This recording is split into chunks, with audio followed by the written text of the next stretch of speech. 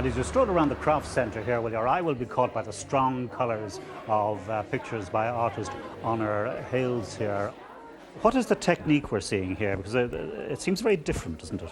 It is indeed, and it's with the graphics background. I always had a fascination with line, and it was always my strength. I did my thesis in colour psychology, so working with glass especially is a really good thing for me because the light works incredibly well with the colour. So something like this. And these lines are sort of raised. They are. It's all the paints and varnishes I use are enamel-based paints. They were originally designed to detail stained glass windows and Tiffany lights. And you can touch the surface of any of them. And something like this piece in particular is painted on a piece of Italian handmade glass. So with these, the actual piece of glass is an original piece as well as the painting. As I say, they're really striking, but you're striking out into different lines as well. I am indeed, thanks to our wonderful procession. Basically what happened over last week, my husband lost his job. He was a rep LinkedIn with the building industry, so that was only going to be a level of time. So we've now decided that I also make these little sun catchers, which you see here, and they're all just a couple of euros, right? Yeah, they go from $6.95 up to $12.50, and large Zodiac ones for $25. They reflect light, and they're great to hang in your window, and they're on beveled glass, so they work the way crystals work. So your husband's going to run with these now and market them? Yeah, he is indeed, and we're going to gradually get a package together and organise our catalogues and that kind of thing, and go around the country and do that. And how important is the market here in Emo to you then? Well, it's brilliant for me because, for starters, 50% of what I paint, especially within the paintings, all come from Emo Court up the road. And I'm here every second day and I love it. And it's great for me as somebody from Dublin to be able to come down and interact with people that are actually looking at your work. It's also really good for me in the way that a lot of the time my larger pieces will sell through the bigger galleries, and then pieces that are smaller and more craft-based tend to go into totally different places. But here people can come, and I'll be here every so often, and they can discuss a huge range. Well, it's always fascinating, of course, to see traditional crafts in action. And here at Emo, you'll see a demonstration of butter making. And the people doing that demonstration are Charlie and Kathleen Burke. Charlie, you had been a carpenter, but then in your retirement, you took up this. Tell me about the churn, first of all. How big is it? Well, the churn it's a 2-gallon churn. Well, if I put my 2 gallons of cream in there, which sounds like an awful lot of cream, how much butter would I get out? You get roughly 7 pound of butter. And would every cottage or house or whatever have had one of these? Yes, that'd be the standard for the ordinary house. And where did you come by this one? This is Mammy's churn. So you used to see your mother making butter often, in this very churn? Yeah, oh yeah. But we buy in the cream, we don't skim the cream like we did years ago. Yes. We buy in the gallon of cream at a time now. And Charlie, there's a particular bit of folklore associated with these churns, yeah? Yes, there is, Mike. If you went into a house where they're making butter, you had to put your hand to the churn. You had to take a turn on the churn. Or if you didn't, I reckon the fairies would take the butter. You get no butter. Now, whether that was true or false, I can't vouch for that. Say they were getting cheap labour, wasn't it? That could be part of it too, but no one escaped. Well, we don't want the fairies taking the butter anyway, so I'll have a go. Put your hand to the top as well. All right. Stability is everything. Of course, any parish worth its salt in this country needs a load of these good, well-crafted Harleys. And a man who's immersed in the tradition of the Harley maker is Leo Brophy from Mount Rath. Leo, how did you get into this business? Well, how did I get into it? Just wondering how would I get out of it. Well, my father was at it, my grandfather was at it, and there's generations really. It's near enough since hurling started. And your brothers are at it now? Brother Sean, he would be the real expert now. And would your family down through the years, Leo, would you have had many illustrious customers? I remember one particular evening, about 7 o'clock, I was up in the workshop with my father.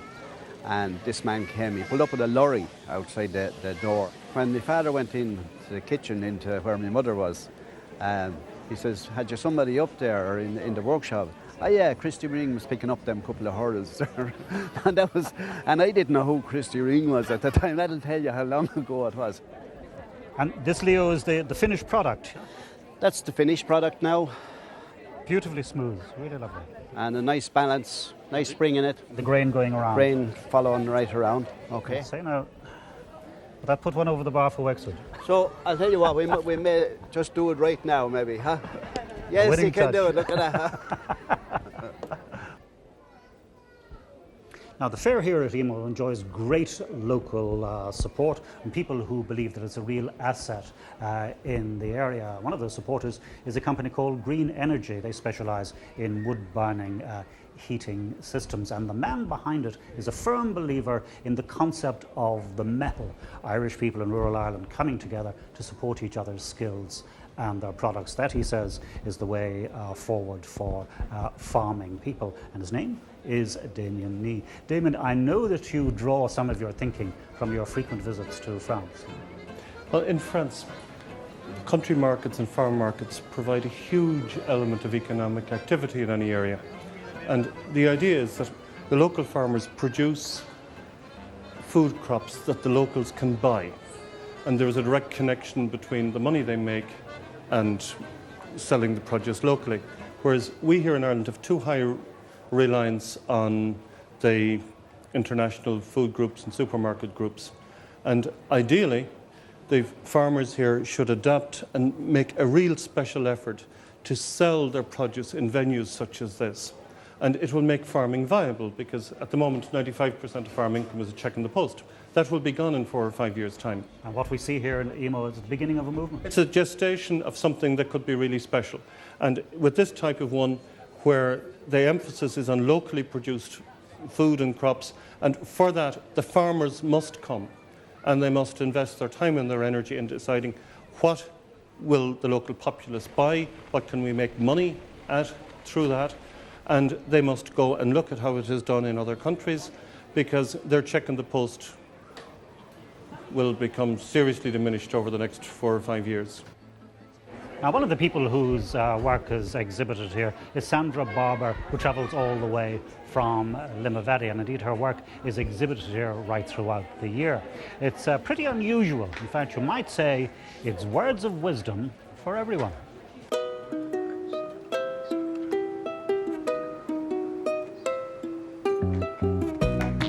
Welcome to this emporium of bags, bangles, and other bits and pieces of bric-a-brac that this woman of artistic skill and talent garners from every art and part of the planet.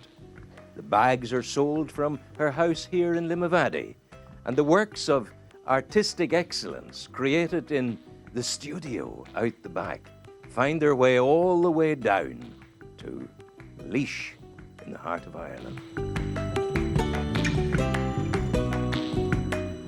Sometimes the more simple the idea, the better.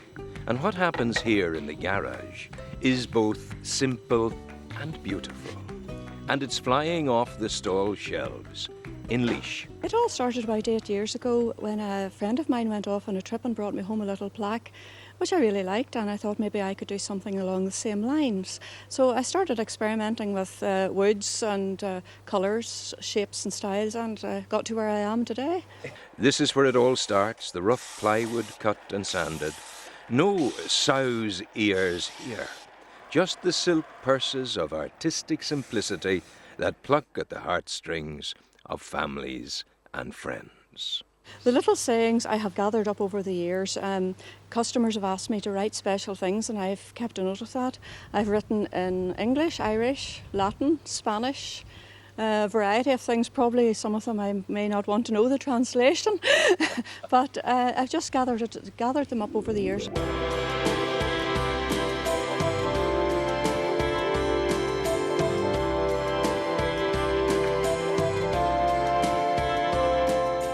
Both of us can't look good.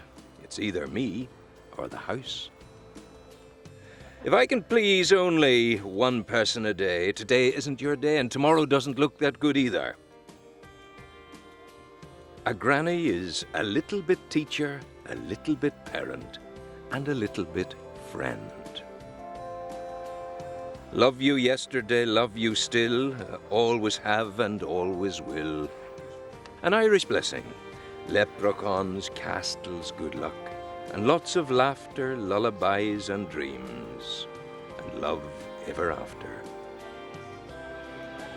Friends are special, and you are a special friend. I suppose I'm mainly thinking of what the customers are looking for that day, but you're always aware that you need to be looking for something new, constantly looking for something new, new sayings. People don't want to see the same thing all the time, so a lot of that comes into it. But I just go out and I really enjoy what I'm doing. I'm happy. I put the music on, the dog comes in and lies beside me, and I work away.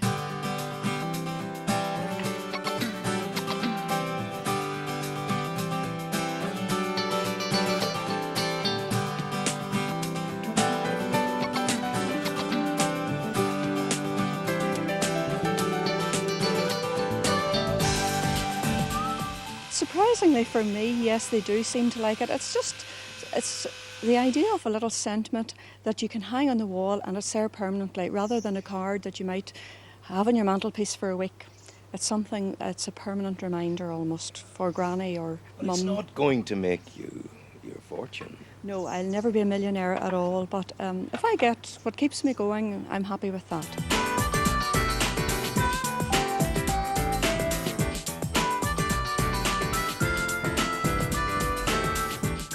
Poetry and messages of humour and family love and caring to the one side, the ordinary work of the household still goes on. But what drudgery there might be is well put in place by the artistic freedom and substantial productivity of what goes on in the garage and goes from here in the northern lands with love all the way to Laois.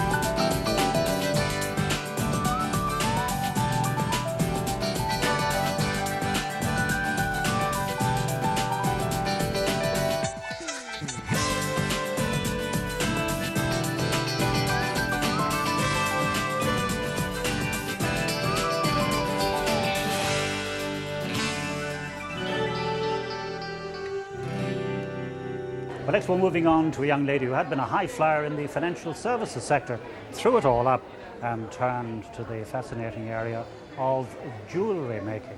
Meet Helena Malone. Helena, why did you throw up the financial sector? I was travelling in New Zealand. I was working with some jade where they show you how to carve the jade, and it was very hard work. My hands were sore, there was blisters, everything, and I really loved it, and I realised I was definitely in the wrong job.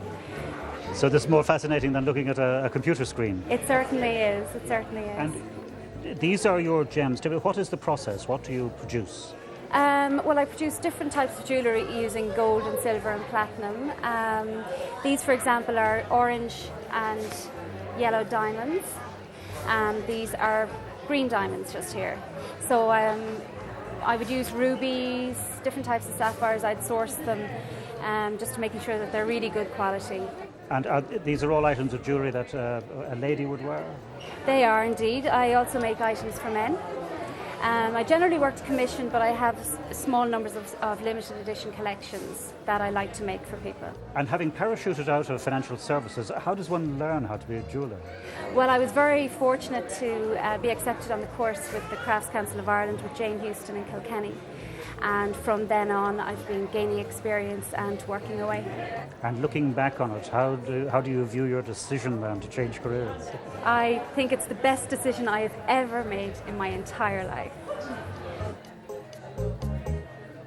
Now, if you're going to survive in the world of arts and crafts, you've got to be flexible, you've got to be able to weave and dodge. And many people in that business started out in one area of expertise and then found themselves making a living in something quite different altogether. One such is Pat Buckley.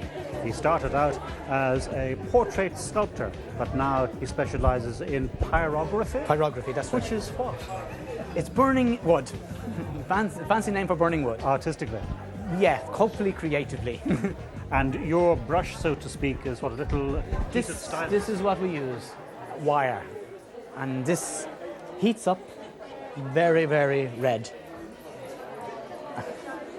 And this is your pen or your... This is the pen, they brush. call it a pyrography pen indeed. And yes. you work from photographs? Photographs, yes. In every case, yeah? Yeah. I wouldn't do a live sitting, it'd take too long. And is this an established art, or have you invented this? No, it's established. It's established all the world over. It's just not as people are more familiar with the signs and the house numbers and things like that, and shop signs, but not so much the artistic aspect of it here. And why did you abandon sculpting, or did it abandon you? A bit of both. The sculpting, it's much more expensive, and people just don't have it. You know, that kind of way. It's very difficult to make a living as a sculptor. So, transfer the skills over to portraiture of a different sort. Pyrography is not too far from other work. No, as I say, a creative outlet for indeed. It's been a great day out, and indeed it's been inspiring to see how local people have been pulling together to succeed in what's a very worthwhile venture. That ends our programme. Do join us again at the same time on Wednesday next. Until then, from Emo and from all of us in the Nationwide team, a very good evening. And on next Friday's programme, we're in health and exercise mode. We meet some of the people gathering in Athlone for the Waterways Ireland Triathlon, the alternative therapies which help this man cope with his cystic fibrosis. Now he has written a book about them.